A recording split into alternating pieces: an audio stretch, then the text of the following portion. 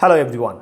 Major Dhyanchand जी के पुण्य जन्मतिथि के अवसर पे पूरे भारत में मनाया जाता है राष्ट्रीय खेल दिवस और इस अवसर पे हम याद करते हैं उनके द्वारा स्थापित किए गए कीर्तिमानों को।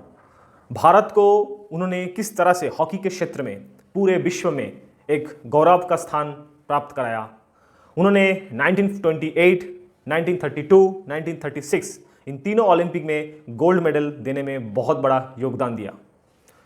खास करके 1936 ओलंपिक, जिसको हिटलर का ओलंपिक माना जाता था, बर्लिन में, उस टाइम जो दुनिया के तानाशाह हिटलर पूरे विश्व में अपना वर्चस्व कायम करना चाहता था, तो उनका मकसद था हॉकी में भी अपना देश विजय हासिल करे।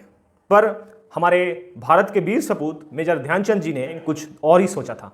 उनके मन में अपने देश के प्रति जो भावना था और अपने देश के तिरंगा को सबसे ऊपर लाने का जो जज्बात था, तो उसको कायम रखते हुए उन्होंने 1936 ओलंपिक में भारत को गोल्ड दिलाया। ध्यानचंद जी के खेल से हिटलर इतना ज़्यादा प्रभावित हुए, उन्होंने उनको ऑफर दिया जर्मनी के होते हुए खेलने के लिए और उनके देश में एक बहुत ही ऊंचा दर्ज का सेना नायक के पद पे उनको पोस्ट देने के लिए। परंतु आपको सुन के गर्व महसूस होगा कि मेजर ध्यानचंद जी अपने भारतीय होने का स्वाभिमानता को बनाए रखते हुए हिटलर का उस प्रस्ताव को ठुकरा दिया। मेजर ध्यानचंद जी के हॉकी में असाधारण बॉल कंट्रोल और स्टिक वर्क के चलते उनको मैजिशियन कहा जाता था।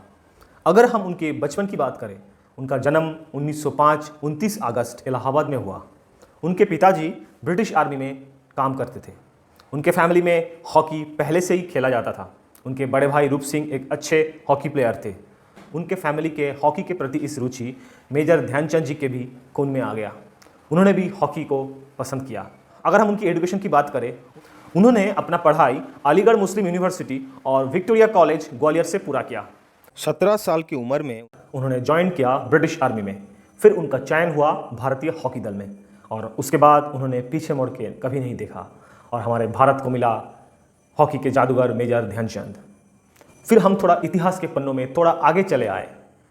हमारे हॉकी का थोड़ा डाउन फेज चला और फिर इस साल 2020 टोक्यो ओलंपिक्स में भारत लगभग 40 साल बाद ब्रॉन्ज मेडल प्राप्त किया पुरुष हॉकी में। और इसी के साथ मुझे लगता है कि हमने फिर से जो हॉकी का जो स्वर्णिम दौर था, उसी दौर की ओर हमारा कदम बढ़ने लगा। तो इस समय में इस शारीरिक शिक्षा स्पोर्ट्स का क्या योगदान हो सकता है सोसाइटी में? अगर हम नेशनल स्पोर्ट्स डे को सेलिब्रेट करें और एक ही दिन के लिए उसकी महत्व को अगर सोचें, तो ये कभी सक्सेसफुल नहीं होगा।